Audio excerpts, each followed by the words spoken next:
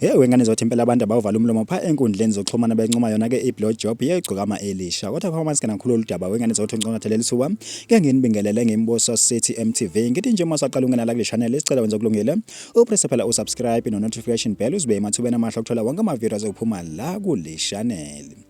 Wengane zothi impela abantu abawuvala umlomo phana ke enkundleni zokuxhumana bekhala ke ngaso isihloko se-album Elitsha elithi bathi ke umthandeni impela ke engathi usegcwele udlala usegcwele uganga usegcwele ukusa ke wengane zakuthi kanti abanye bazibuza baziphendula ubaka kahle kahle ini ke yona ke le esifutha phathe yona ke kule album engangibaka abantu abaningi bathi abasakwazi ukulinda yena ke umhla ka-10 kwenza ba bezothola kabanzi uthi ke yini ke yona ke le efuthwayo kanti ke abanye impela ke bakhala ke ngayo ke i-design ye-front city cover njengoba ke igcokama Elitsha linetafula nayo ke i-shares abanye bathi impela ke igcokama Elitsha udlala wodwa ke lo mdlalo ke wengane zawethu alisenantanga.